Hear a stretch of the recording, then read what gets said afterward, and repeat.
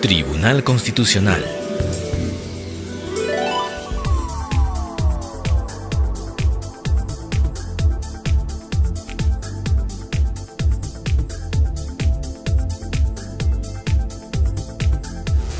Audiencia pública del Pleno Jurisdiccional del Tribunal Constitucional, Lima, 15 de mayo de 2013, presidida por el magistrado señor Óscar Urbiola Ani e integrada por los magistrados señores Juan Vergara Gotelli, Carlos Mesía Ramírez, Fernando Calle Jayén, Gerardo Eto Cruz y Ernesto Álvarez Miranda. Secretario relator, doctor Óscar Díaz Muñoz. Muy buenos días, sírvase tomar asiento. Damos inicio a la audiencia programada para la fecha. Señor relator, sírvase dar cuenta de las causas. Buenos días, señor presidente, señores magistrados. En la fecha se ha solicitado informar oralmente en las siguientes causas.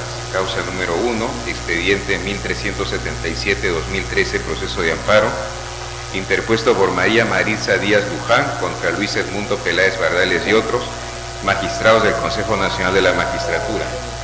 Ha solicitado informar oralmente por la parte demandada el abogado Javier Ebert Ramos Espinosa de la Procuraduría del Consejo Nacional de la Magistratura. Señor procurador, puede hacer uso de la palabra. Buenos días, gracias señor presidente, señores magistrados de este honorable tribunal. Ha venido en recurso de agravio constitucional la sentencia tanto del ACUO como del ACUEN, que declara improcedente la demanda, a través de la cual la parte demandante solicita que se deje sin efecto dos resoluciones del Consejo Nacional de la Magistratura. La primera de ellas, que no le renovó la confianza, y la segunda, que declaró infundado su recurso extraordinario. La postura del Consejo Nacional de la Magistratura es que se confirme la decisión venida en recurso de agravio. Por los fundamentos siguientes: consideramos que el Pleno del Consejo ha cumplido con los parámetros que este tribunal ya ha señalado en los procesos de ratificación a cargo del Consejo Nacional de la Magistratura, es decir, la previa audiencia y la motivación de la decisión. Sin embargo, es importante señalar cuál es el principal fundamento de la parte demandante. Sabemos que el proceso de ratificación se basa en dos parámetros concretos, ¿no? La conducta y la idoneidad. Ambos deben ser evaluados en conjunto para efectos de dictar una decisión. La señora demandante sostiene una tesis muy particular que es bueno dejar claramente establecido acá, que es equívoca. Ella sostiene que como en el rubro conducta, digamos, tiene una valoración favorable según su tesis, las fallas o defectos en los que habría incurrido en el rubro idoneidad debieran ser ponderados, priorizando la conducta por encima de la idoneidad, cosa que nosotros sostenemos que es errado, porque tanto el reglamento y el lineamiento que este tribunal ya ha señalado, ambos deben ser valorados en conjunto. En este caso, el Consejo cumplió con este parámetro, cumplió con el mandato constitucional, y haciendo la valoración en conjunto decidió no ratificarle la confianza. Por estas consideraciones solicitamos que la demanda sea declarada improcedente. Vista la causa, al voto. Causa número 6, expediente 1414-2013, proceso de amparo, interpuesto por Luis García Miró Helguera contra SUNAT y otro. Ha solicitado informar oralmente por la parte demandada el abogado Freddy Urquía Sánchez de la Procuraduría de la SUNAT y la abogada Nancy Victoria Marín Figueroa de la Procuraduría del Ministerio de Economía y Finanzas.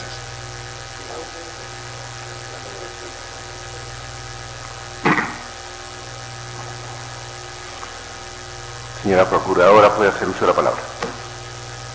Señor presidente, señores magistrados, la presente causa viene en agravio constitucional de la Cuarta Sala Civil de Lima, en la cual se ha ventilado un proceso de amparo que tiene como petitorio que se declare la inaplicación del artículo 82 del Decreto Legislativo 776, que es la Ley de Tributación Municipal, y asimismo también se solicita la inaplicación del artículo 5, el 6.1, el 6.5 del Decreto Supremo 057-2005, que constituye el reglamento de impuesto a las embarcaciones de recreo.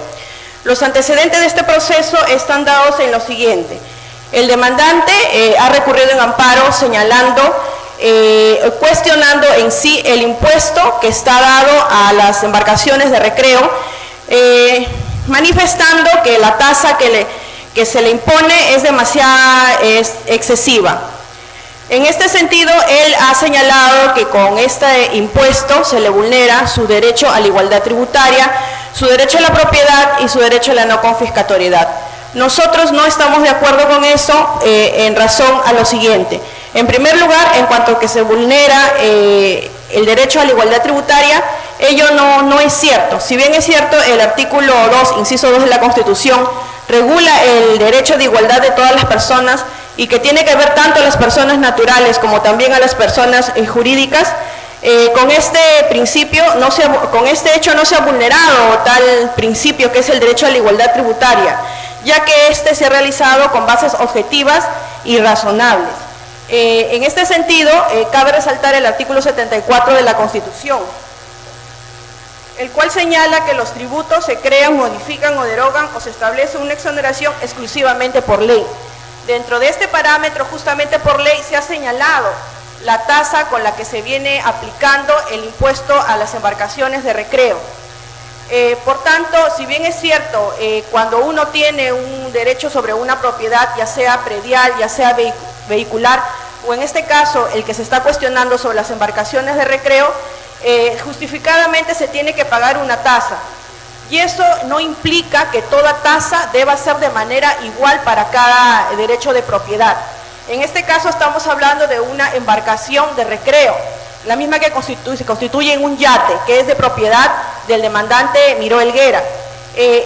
La obtención de esta propiedad implica necesariamente una capacidad adquisitiva superior, por lo que nosotros rechazamos el hecho de que haya una especie de violación a la igualdad tributaria. Por otro lado, en cuanto al derecho de propiedad, tampoco consideramos que haya una violación, por cuanto si bien es cierto, él es propietario de esa embarcación, debe tenerse en cuenta no solamente el derecho de propiedad aplicado textualmente en el artículo de la Constitución, sino en el parámetro de todas las normas legales que asimilan a lo que es el derecho de propiedad. Y dentro de este contexto debemos manifestar que teniendo alguien un patrimonio, manifiesta un signo de riqueza para su propietario, y en este sentido el Estado tiene la obligación de establecerlo como un sujeto contribuyente a favor del Estado. Asimismo, tampoco hay violación al principio de la no confiscatoriedad. Ya el Tribunal Constitucional ha señalado en la sentencia 2302 del 2003 que para acreditar la confiscatoriedad en cada caso es necesario probar la afectación real al patrimonio. Y en este caso el demandante, si bien es cierto, alude que ha habido una violación al principio de no confiscatoriedad, de ninguna manera ha acreditado que ésta se haya realizado de tal manera. El impuesto a las embarcaciones de recreo grava al propietario con una tasa del 5% de la base imponible del impuesto, siendo de que, atendiendo a la razonabilidad y proporcionalidad, tenemos que esa tasa no se aborda una parte sustancial del patrimonio. Por estas consideraciones, señores magistrados, solicitamos se confirme la venida en grado de apelación al verificarse en autos y de los hechos expuestos que no ha habido ninguna vulneración alegada.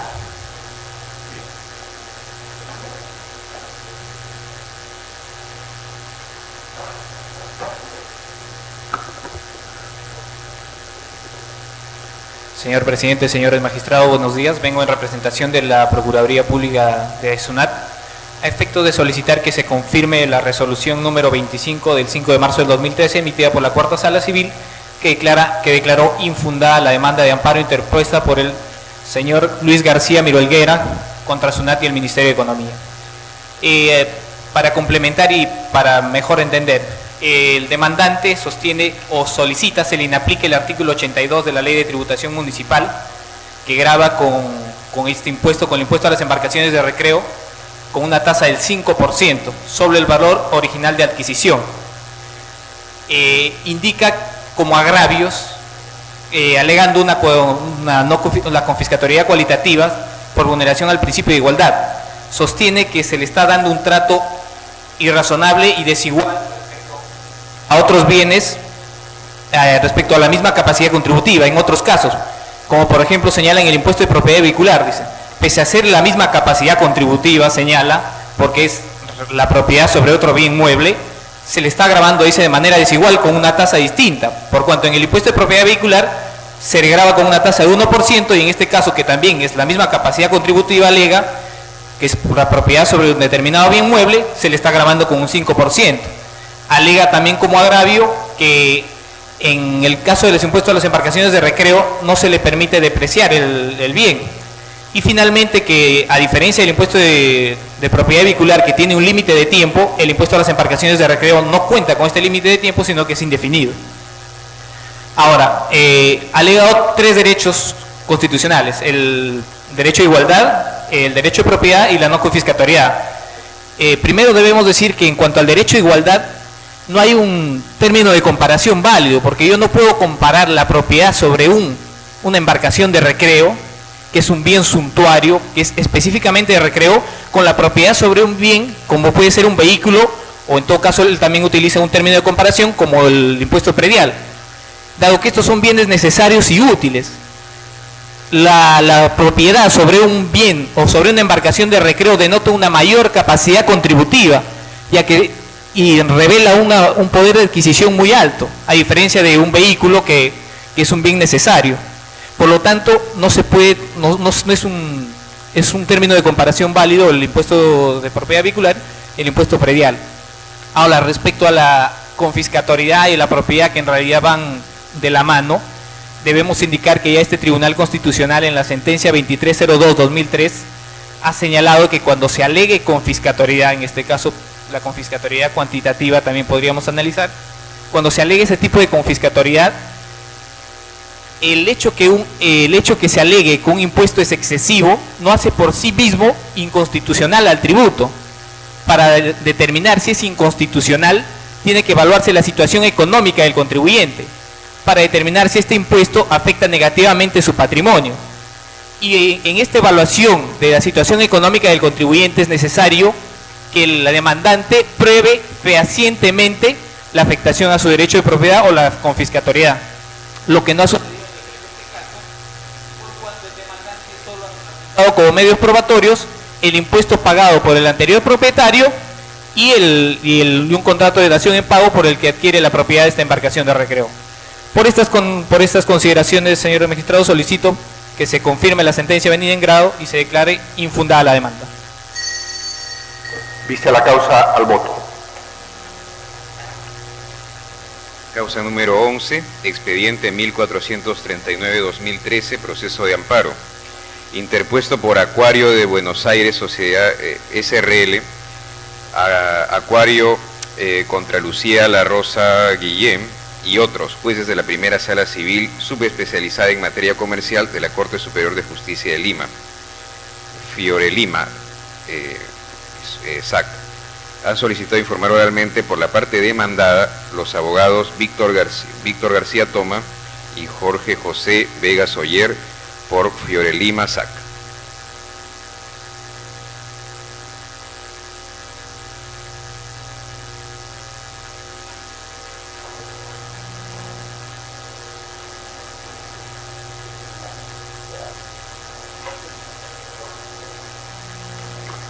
Señor abogado, puede hacer uso de la palabra. Presidente, venimos a informar en este caso respecto del proceso de amparo que llega al tribunal y ha sido interpuesto por la contraparte Acuario de Buenos Aires, que lamentablemente no está presente.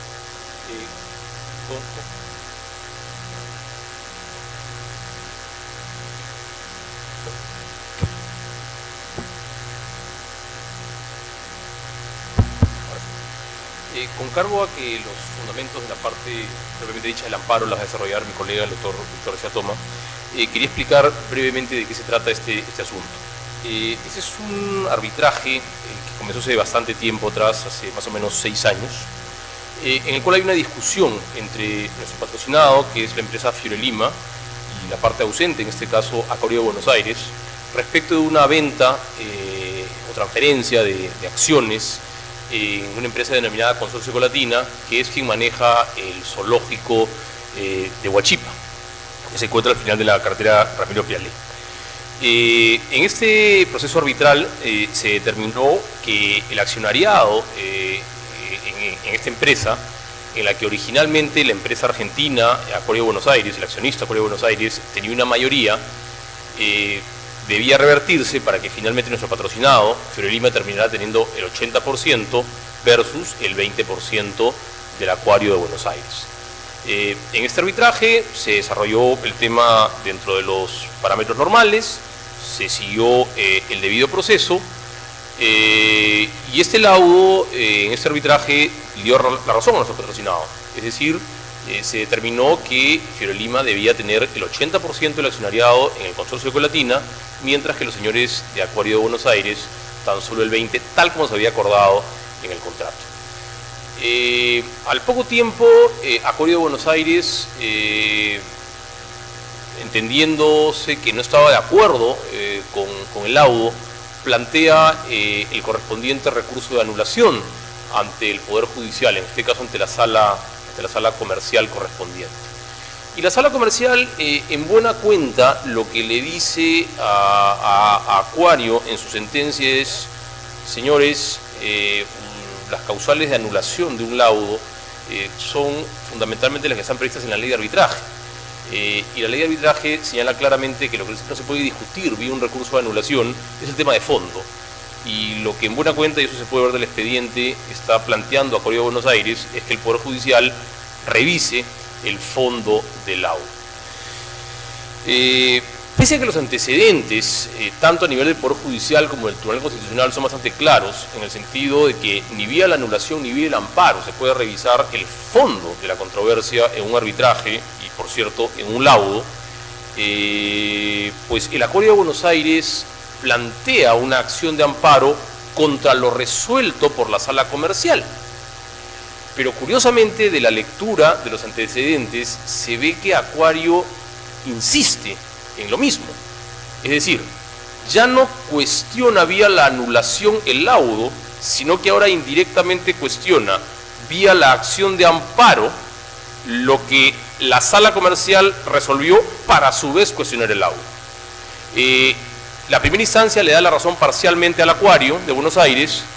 Finalmente la Corte Superior ha revocado la sentencia de primera instancia, lo cual ha determinado que el amparo no vaya adelante, y contra ello Acuario ha planteado este recurso de agravio constitucional. Eso sería todo lo que tenía que informar sobre los hechos previos a este caso. Muy buenos días, señor presidente, distinguidos magistrados. Hago uso de la palabra a nombre y en representación de Fiorelima SAP por las razones siguientes. Como bien se ha explicado acá por parte de nuestro colega el doctor Jorge Vega, hay un laudo que resulta favorable a nuestra representada. Este laudo posteriormente es impugnado en la vía ordinaria, se plantea una nulidad. La sala comercial confirma, ratifica la decisión por parte del árbitro, y luego se interpone un amparo contra resolución judicial. Lo primero que habría que señalar aquí es que hay una demanda que es en sí misma contradictoria, porque se le pide finalmente al tribunal que declare la nulidad del laudo y declare la nulidad de la resolución de la instancia de la segunda instancia en este amparo. Como bien sabemos, y por lo que el propio tribunal lo ha señalado, en el caso Compañía Minera de María Julia, responsabilidad limitada, el amparo contra el laudo arbitral solo funciona en 3 casos: cuando se afecta un precedente vinculante, cuando se aplica el control difuso, o cuando interviene un tercero que no ha sido parte. Bueno, en este caso, Acuario de Buenos Aires ha sido parte, tanto en el laudo como en el proceso de impugnación de nulidad. En consecuencia, ese amparo debió ser declarado improcedente de plano. En segundo lugar, como se trata de un amparo contra resolución judicial, no se puede cuestionar el fondo del asunto. Contra todas las indicaciones que cuál es el argumento central de la parte demandante, dice que la sala no ha explicado las razones por las cuales considera que el laudo arbitral se encuentra motivado y tampoco ha desvirtuado nuestros argumentos. Estas son los dos pilares del amparo. En primer lugar, que no ha explicado las razones por las cuales el laudo arbitral se encuentra motivado, y en segundo lugar, porque ha desestimado sus argumentos. Como verán ustedes, se trata en este caso de un típico proceso de amparitis, que lo único que busca es dilatar el proceso. Doctor García, el magistrado Fernando Calle quiere formular una pregunta. Él va a precisar si la pregunta se la formula a usted o al señor abogado que ha hecho uso de la palabra anterior. Sí, gracias, presidente. Creo que puede absorberla, doctor García Tom. Mi referencia era a que, quiero dejar en claro, que la pretensión es que nosotros anulemos un laudo. Sí, son dos. Que se anule el laudo arbitral y se anule la resolución de la sala comercial. Las dos cosas.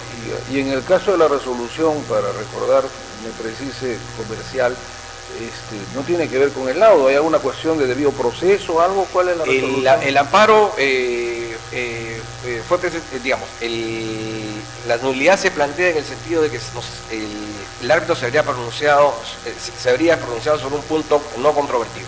O sea, hay una nulidad de laudo en la vía ordinaria. Así es. Que es desestimada. Y esa ha sido desestimada. Esa ha sido desestimada. De eso viene un amparo para anular esa resolución desestimatoria, digamos, para que vuelvan a pronunciarse. Y en esa en primera instancia salió favorable a la parte que no ha venido y revoca la sala. ¿Y cuál es el fundamento, ambos, de la primera que le da la razón y la que revoca brevemente? El tema es si se ha motivado debidamente o no sobre el aspecto de si existía o no punto controvertido. Perdón, entonces quiere decir que lo que estarías viendo es si hay una indebida motivación en el caso del de primera instancia o en el caso, en el caso de la resolución de segunda instancia, con relación al auto. Así es. Y encima nos piden que tengamos que ingresar al auto, o sea, no solamente anular la... Pide las dos cosas. Gracias, presidente. Como ustedes han señalado perfectamente, igualmente satisfactoria para en todo caso discutir si ha habido o no violación al debido proceso. Esa vía fue utilizada y esa vía, que es la vía ordinaria, ha concluido de que no ha habido infracción al debido proceso. Sin embargo, a pesar de ya haberse hecho uso del derecho de acción para supuestamente defenderse de una afectación al debido proceso, ahora se interpone, ¿no es cierto?, esta demanda de amparo contra resolución judicial. Y ustedes sobre esta materia tienen dos sentencias que son muy claras. La primera, la de José Vicente Orellana Camacho, que es el expediente 05337 del año 2011, en la que le exigen al justiciable peticionante dos cosas.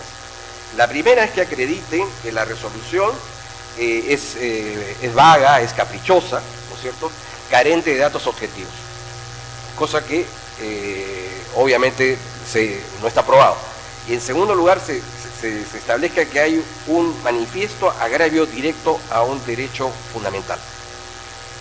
Y luego tienen ustedes una segunda sentencia, que es la de Apolonia Colca Ponce, en donde le exigen al justiciable que al momento de impugnar una resolución judicial, acrediten que esa resolución judicial es carente de razonabilidad, de coherencia y de suficiencia. Pero el único argumento, sí, este es el expediente 3179 del año 2004, ¿no?, en donde la exigencia al justiciable es que para impugnar la resolución judicial, en la demanda o a lo largo del proceso, el justiciable acredite que lo decidido carece de razonabilidad, carece de coherencia y carece de suficiencia. Pero el argumento central aquí es que no se han tomado en cuenta los argumentos de la parte demandante. Obviamente el juez tomará los argumentos de una u otra parte, no tomará ninguno, pero eso no hace que el proceso sea per se violatorio de los derechos fundamentales. Finalmente, lo importante aquí es que la propia sala, en relación al tema de los puntos controvertidos, ha señalado lo siguiente, que es lo que justificaría la conducta tanto de la sala comercial como del árbitro, ¿no? Dice lo siguiente: los puntos controvertidos están constituidos por aquellos hechos afirmados por cada una parte como fundamento de sus petitorios y que no son admitidos por la otra.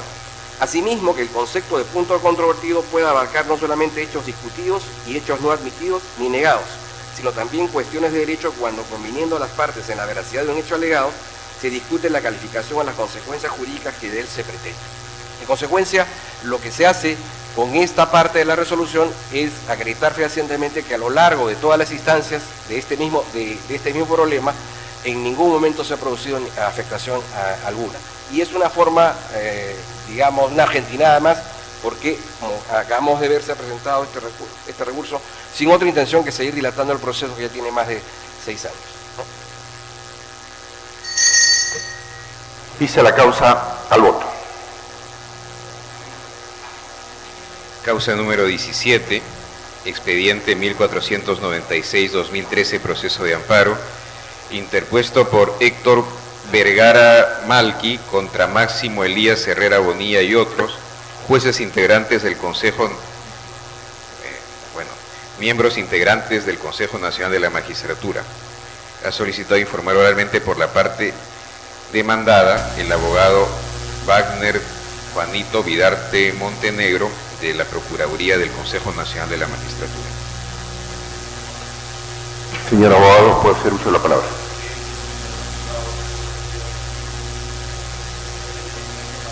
Se declare fundado su recurso de agravio constitucional contra la sentencia de vista que confirma la improcedencia liminar, que declara obviamente declara la improcedencia liminar de la demanda y consecuentemente inaplicable la resolución 684/2011 que contiene su no ratificación, porque considera que se ha afectado el derecho a la motivación, el derecho a la igualdad, entre otros.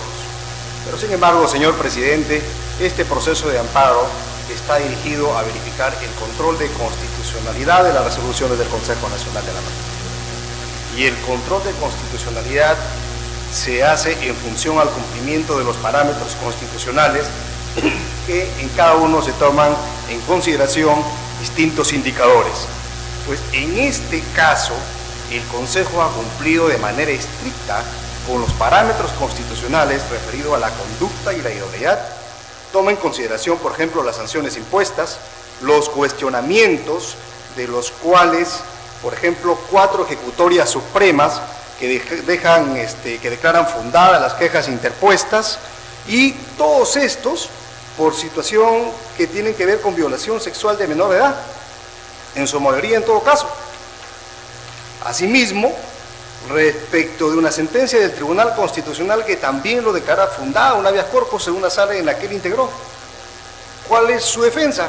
Dice que en 3 de las ejecutorias supremas no fue ponente, solo suscribió. Entonces ya deja de por sí que desear la conducta de este magistrado y no tener la coherencia, por lo menos, de reconocer la gravedad al decir que solo suscribe las resoluciones. Asimismo, en cuanto al rubro de idoneidad, también se verifica, si bien es cierto, aquí en cuanto a las calificaciones de las resoluciones es de manera positiva, sin embargo, una sentencia de habeas corpus, cuando se le pregunta, también tiene que ver con tema de violación de un menor de edad por su padrastro y que la embaraza a esta niña. ¿Qué dice? No, pues no le dimos los 30 años porque simple y llanamente aplicamos el principio de humanidad. O sea, el padrastro, violador, que embaraza a la menor de edad, se le aplica el principio de humanidad. Y la pobre niña, Dios sabe. En consecuencia, señor presidente, considero que se debe desestimar el recurso de agravio constitucional y se declare la improcedencia de la demanda, como también ya el tribunal lo ha señalado en varias sentencias que confirman la improcedencia liminar. Es todo. Vista la causa, al voto. Causa número 18, expediente 1510-2013, proceso de amparo, interpuesto por Edelisa Escobar Sánchez contra el presidente de la República y otros. Ha solicitado informar oralmente por la parte demandada el abogado César Eduardo Venegas Gamarra de la Procuraduría de la Presidencia y el Consejo de Ministros.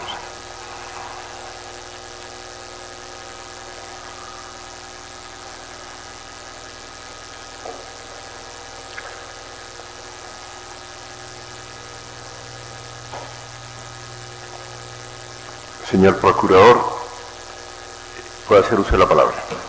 Señor Presidente, señores miembros de este Tribunal Constitucional, con los saludos respectivos, como cuestión previa, quisiéramos poner a vuestra consideración que en la programación de audiencias de este día tenemos 9 causas señaladas que a nuestro criterio modesto implican identidad no solo de materia, sino también de los accionantes, de los cuestionados y evidentemente del estadio procesal. Nos referimos a las causas 01510-2013, 01511-2013, 01512, 01513, 01514, 01515, 01516 y 01517 y finalmente 01518. Estas 9 causas, según la programación del día, como indicamos, están referidos a un mismo tema. Todos son procesos constitucionales que están cuestionando la aplicación de la Ley 29.944, Ley de Reforma Magisterial, que fuera promulgada el 24 de noviembre del año próximo pasado y publicada en el Diario Oficial el 25 del mismo mes y año. En aplicación del artículo 50 del Código Procesal Constitucional, solicitamos nos den la posibilidad de hacer el informe conjunto, teniendo en cuenta que son 9 causas similares y habría identidad en todo caso en la materia, cuestionamientos y emplazados. Puede proceder, son las causas 1511, 1510, 1512, 1513, 1514, 1515, 1516, 1517 y 1518. Así es, señor presidente. Ya, se acumulan para efectos del informe oral, solamente.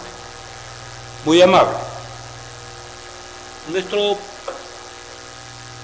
nivel de responsabilidad tiene que siempre basarse en un aspecto principista.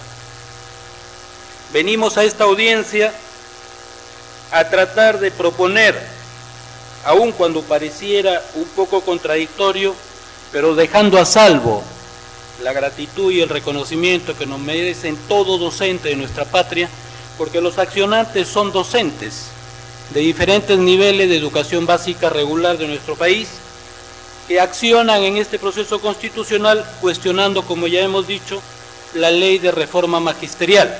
Ellos indican como pretensiones, en forma coincidente todos, que debe inaplicarse para su caso esta Ley 29.944 y que reponiendo las cosas al estado anterior, debe tener vigencia la Ley del Profesorado con sus respectivos reglamentos. Indican además que la aplicación de esta Ley de Reforma Magisterial está afectando derechos constitucionales como el derecho al trabajo, al debido proceso, al reconocimiento de la dignidad de cada docente.